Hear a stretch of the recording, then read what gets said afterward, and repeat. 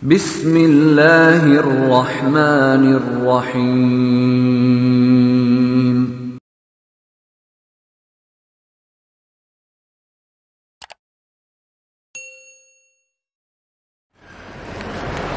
Bismillahirrahmanirrahim. Assalamualaikum warahmatullahi wabarakatuh.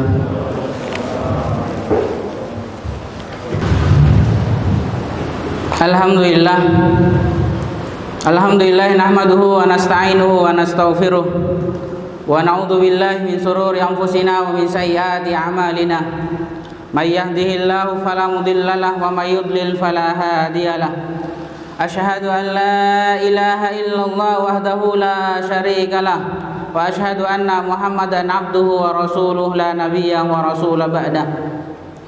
Allahumma sholli wa sallim ala nabiyyina wa rasulina Muhammadin sallallahu alaihi wasallam wa ala alihi wa ashabihi wa man tabi'ahum bi ihsanin ila yaumiddin, amma ba'du. Qala Allah ta'ala fil Qur'an Karim, ya ayyuhalladzina amanu taqullaha haqqa tuqatih wa la tamutunna illa wa antum muslimun. Wa qala Rasulullah sallallahu alaihi wasallam, fa inna asdaqal hadits kitabullah wa khairal hadi hadi Muhammadin sallallahu alaihi wasallam wa syarrul umuri muhdatsatuha wa kullu muhdatsatin bid'ah wa kullu bid'atin dhalalah wa kullu dhalalatin finnar.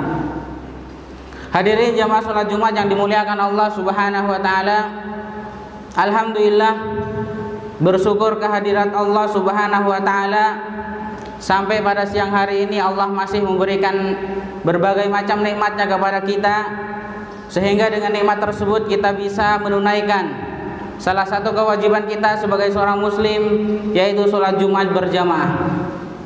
Mudah-mudahan kehadiran kita pada kesempatan siang hari ini senantiasa mendapatkan curahan rahmat, ampunan serta bimbingan hidayah dari Allah Subhanahu wa taala.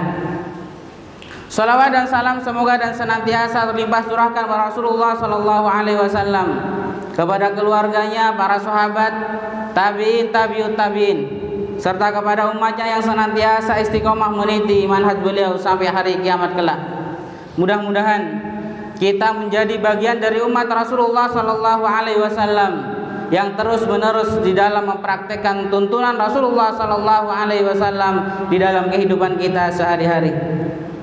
Dan tak lupa saya wasiatkan bagi saya pribadi dan para jamaah sekalian untuk senantiasa meningkatkan ketakwaan kepada Allah Subhanahu wa taala dengan cara menjalankan semua perintah-perintahnya, tak terkecuali baik itu yang wajib maupun yang sunnah, dan menjauhi segala bentuk larangannya, tak terkecuali baik itu dosa besar maupun dosa kecil. Hadirin jamaah salat Jumat yang dimuliakan Allah Subhanahu wa taala, perlu kita ketahui bersama bahwa salah satu ciri orang bertakwa adalah mereka amat sangat takut menghadapi dua keadaan. Jadi orang bertakwa itu tidak takut mati, karena mati berjumpa Allah Subhanahu wa taala. Orang yang bertakwa tidak takut sakit, karena sakit adalah merupakan perontok dosa. Orang yang bertakwa tidak takut musibah, karena musibah adalah merupakan penambah pahala. Orang yang bertakwa tidak takut panjang umur, karena panjang umur adalah merupakan kesempatan beramal soleh semakin banyak. Tetapi orang yang bertakwa sangat amat takut pada dua keadaan. Yang pertama, pada saat di hadapan pengadilan Allah Subhanahu wa taala, di mana semua orang membawa amalnya dengan satu harapan, amal yang banyak tersebut bisa menyelamatkan di hadapan pengadilan Allah Subhanahu wa taala. Tetapi Allah Subhanahu wa taala berfirman dalam surah Al-Furqan ayat 23. A'udzubillahi minasyaitonirrajim. Wa qadimna ila ma'amilu min amalin faj'alnahu haba'an mansura. Kata Allah Subhanahu wa taala, ketika semua manusia berada di hadapan pengadilan Allah Subhanahu wa taala, Allah tampakkan, Allah perlihatkan semua amal mereka. Kemudian amal tersebut Allah jadikan seperti haba'an mansura, seperti debu yang berterbangan. Kemudian keadaan yang kedua yang sangat ditakutkan oleh orang-orang yang bertakwa adalah dimasukkan ke dalam api neraka. Kenapa mereka mengalami dua keadaan tersebut?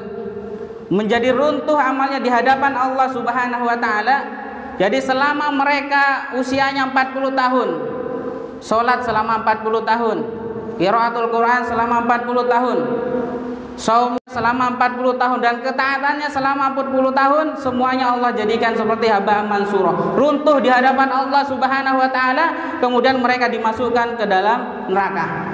Sebabnya mereka mengalami dua keadaan tersebut, kata para ulama, salah satunya adalah karena mereka tidak mempelajari akidah dan tidak menjadikan akidah sebagai landasan dalam hidupnya.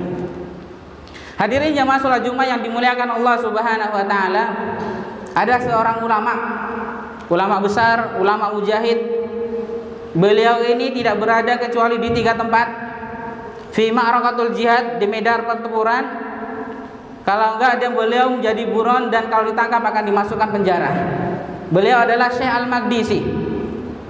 Beliau pernah mengarang sebuah kitab yang sangat terkenal dengan judul Millah Ibrahim. Karena saking hebatnya kitab yang beliau karang ini, ketika beliau menulis kitab tersebut, kemudian ditangkap oleh pemerintah Yordan. Dan siapa saja yang memiliki kitab tersebut juga ditangkap oleh pemerintah Yordan. Karena apa? Karena kitab tersebut mengajarkan Islam yang sangat mendalam, yang ditakuti oleh pemerintah Togut. Dan beliau menyampaikan di halaman-halaman pertamanya, kenapa Rasulullah Shallallahu Alaihi Wasallam dibenci di kota Mekah.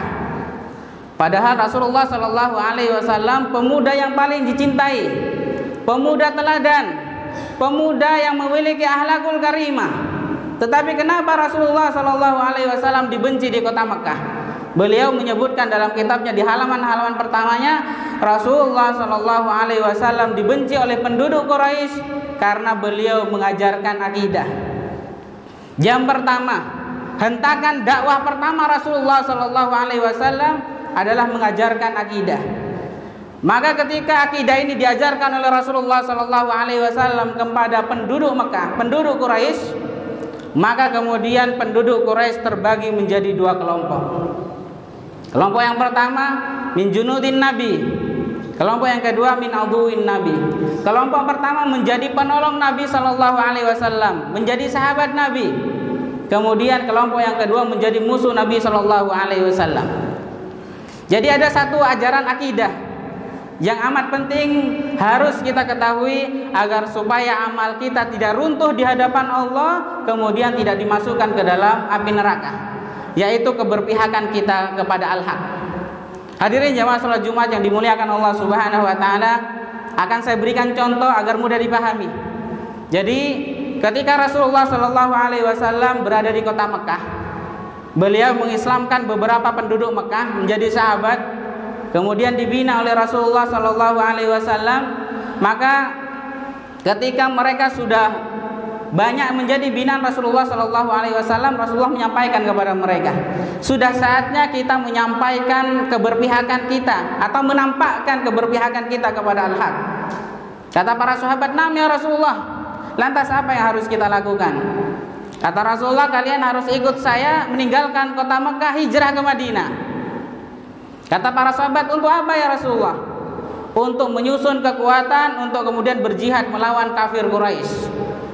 Dan disinilah nanti terbukti keberpihakan para sahabat atas dakwah yang disampaikan oleh Rasulullah Sallallahu Alaihi Wasallam. Sebagian para sahabat menyampaikan, "Wahai Rasulullah, kalau berpihak kepada al-haq harus meninggalkan kota Makkah. Berat bagi kami. Kami tidak mampu," kata sebagian para sahabat. "Berat bagi kami untuk meninggalkan kota kelahiran. Berat bagi kami untuk meninggalkan pekerjaan. Berat bagi kami untuk meninggalkan keluarga." Kata Rasulullah, tidak ada pilihan lain kecuali kalian harus ikut hijrah ke Madinah.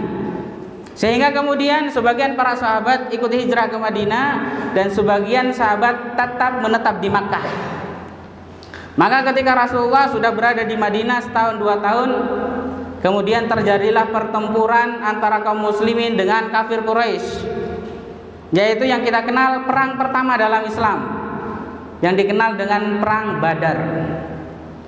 Maka perang Badar ini adalah peperangan yang tidak seimbang antara kaum muslimin dengan kafir Quraisy, di mana pasukan kaum muslimin berjumlah 313 pasukan dengan 2 penunggang kuda dan 70 ekor unta.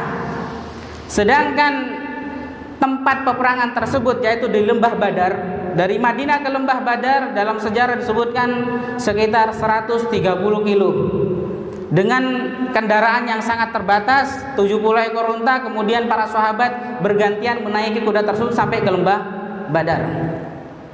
Kemudian pasukan dari kafir Quraisy berjumlah 1000 pasukan dengan 300 penunggang kuda, 700 ekor unta dan persenjataan yang sangat lengkap.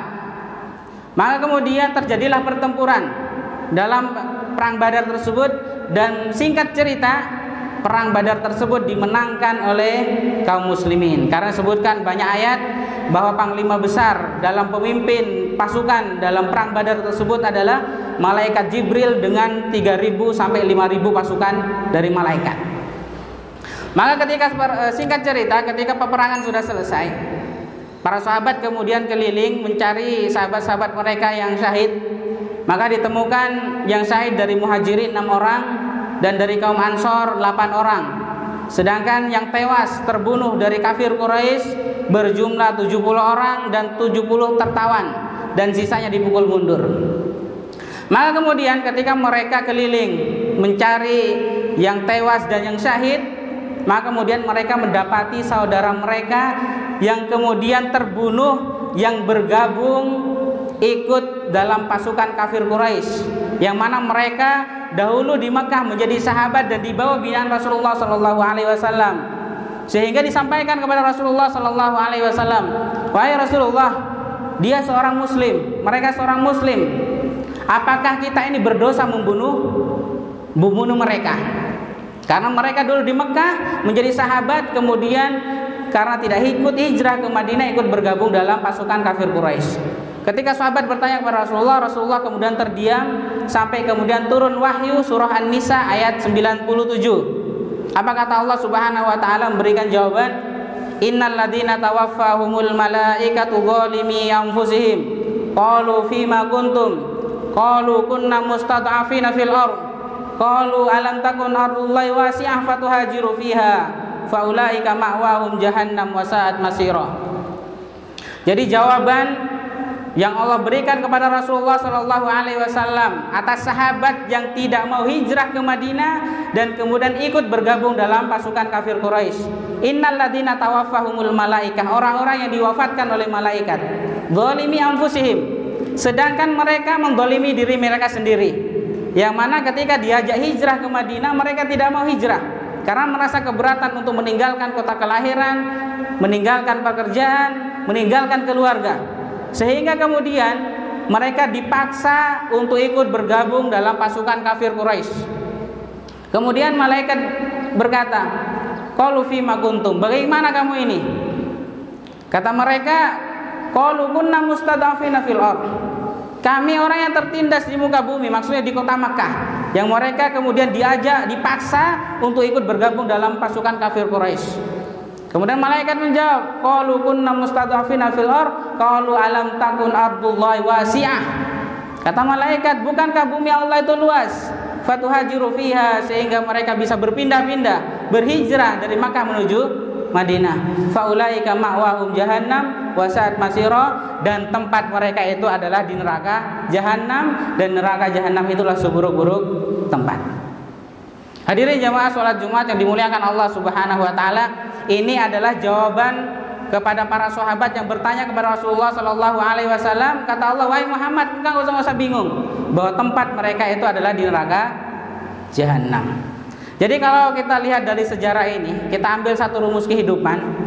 Jadi mereka berislam langsung berislam langsung dengan Rasulullah, menjadi binaan Rasulullah, menjadi kelompok sahabat, bersyahadat langsung dengan Rasul, tetapi minus keberpihakan kepada al-haq, maka tempat mereka adalah di neraka Jahannam. Hadirin jamaah salat Jumat yang dimuliakan Allah Subhanahu wa taala, mudah-mudahan keistiqomahan dan keistiqomahan kita dalam melaksanakan ketaatan kepada Allah Subhanahu wa taala bisa bertahan sampai akhir hayat kita.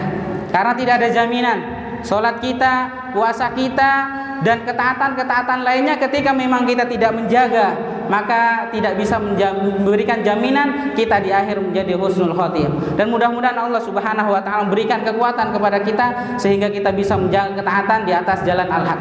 Demikian hadirin jamaah salat Jumat yang dimuliakan Allah Subhanahu wa taala. Khutbah yang pertama dapat saya sampaikan, barakallahu li wa lakum fil Qur'anil azim wa nafa'ani wa iyyakum bima fihi min ayati wa dzikril hakim. Aqulu qouli hadza wa astaghfirullah li wa lakum wa lisal muslimina min kulli dhanbin fastaghfiruhu innahu huwal ghafurur rahim.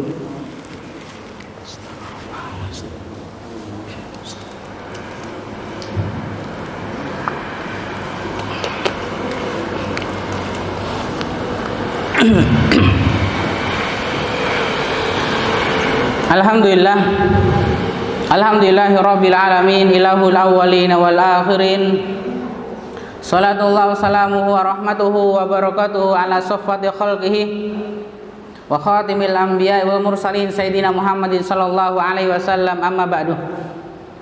Hadirin jamaah salat Jumat yang dimuliakan Allah Subhanahu wa taala, pada kesempatan khutbah yang kedua ini marilah kita sama-sama mohon berdoa kepada Allah Subhanahu wa taala, mudah-mudahan ketaatan, keistiqomahan kita dalam melaksanakan ketaatan kepada Allah Subhanahu wa taala mampu mengantarkan kita pada husnul khotimah.